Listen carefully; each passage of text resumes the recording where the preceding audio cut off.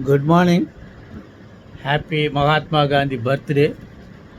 Rightly or wrongly, or we used to call him as the father of the nation, and it continues all along. Yes, of course, he may be a father of the nation because of his toleration, the British government was able to still hold their power after independence. In order to secure India, a lot of protections from aggressive Pakistan. So that time Mahatma Gandhi was considered as a prime source of unity of nation. Every people part of it. Whatever it may be, Mahatma Gandhi ki jai. Acha. You see, the judgment definitely will help you if you while conducting DVC cases, 498A prosecution cases, and also civil suits, for civil side as well as criminal side. The problem was when the plaintiff or the complainant, DVC complainant, family court petitioner was not in a position to give evidence or adduce evidence. What next? For this, the AIR 2024 Andhra Pradesh 136 answers. Srimati Y. Kiranmai versus D. Rukmini Amma.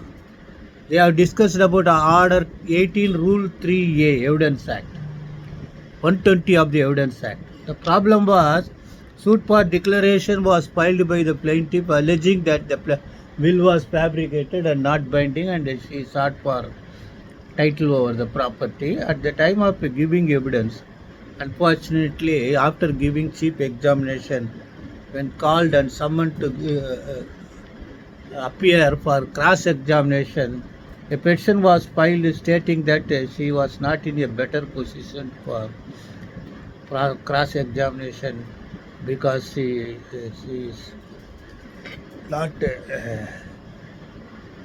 maintaining such a health to give a proper answer. Therefore, her chief examination was achieved. Then an application was filed under Order 18 Rule 3A, claiming that the plaintiff's second son would deposit the evidence, and the lower court allowed it, and that was challenged by the defendant.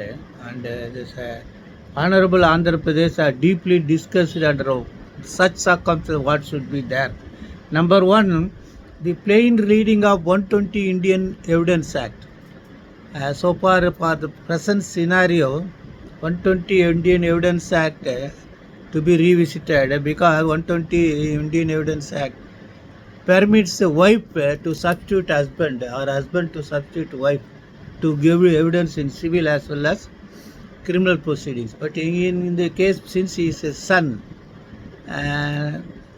however, the court held that though the lower court allowed to give evidence on behalf of the plaintiff, the court said that the plaintiff has got every right to adduce any other evidence. So the son's evidence may be recorded as any other evidence and not under Section 120 Evidence Act. So kindly go through this deeply, the judgment which was also followed, the judgment observed AR 2007 Supreme Court 2191 Kamakshi Builders versus MSS Ambedkar Education Society and others. So kindly go through this. This will help you when you are filing 138 negotiable private complaint and your complainant was not in a position to give evidence. You can adduce evidence on behalf of her and by her husband, or if it is a husband, wife. And if nobody does, no such evidence is available, you can file any other witness. Need not be necessary that he is son or daughter. The person who acquainted with the fact may be examined as an additional witness. So all right. Now the question arises: three things the judges, including apex court judges, always not rethinking before taunting advocates or teaching advocates. Number one, what is the use of using yes, yes? Yes, my lord, yes, my lord. Sir, S-I-R, sir.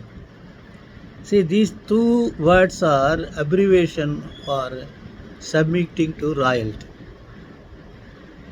Therefore, the Americans, when after liberation, the main root cause for liberation of America was the French philosophers Walter Rousseau's writings and speeches. They only spread the object of freedom, fighting freedom. Therefore, instead of using yes as well as sir, they use yeah. But here the judges the other day said, don't use yeah, use yes. That means still we are not clearing our mind from colonial submissive attitude towards the British government. Whatever it may be, what is wrong in using yeah, they have to discuss about that. Forget about it. Then the other one question is very concerning and inching me and paining me, that some of the judges, particularly from protected communities, being elevated with a silver spoon from they are brought up. That is Chartered High Court. Chartered High Court. That means slave High Court, under the control of British people. Letter patent High Court.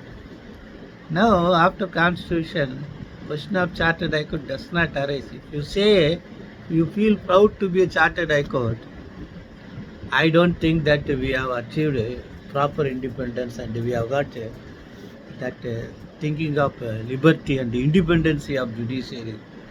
And we are at shoulder and with raised eyes along with other old judiciary members. These things are concerning me. Let me hope after a few years the people will rethink about this. But we are accustomed to calls. Yes, yes, my lord, as your lordship wishes. That's all right. All these things. This also you must understand. What do you mean by lords? Who are the lords? See, normally only one son, legal heir, be the king of to succeed the throne. There may be other blood relations like brothers, niece, nephews. They are considered as lords. So the lords means lords is a group of royal blood. So that we normally follow, my lord, my lord, my lord, your honor. Though your honor is not honorable, but your honor seat is honorable. All these things are there.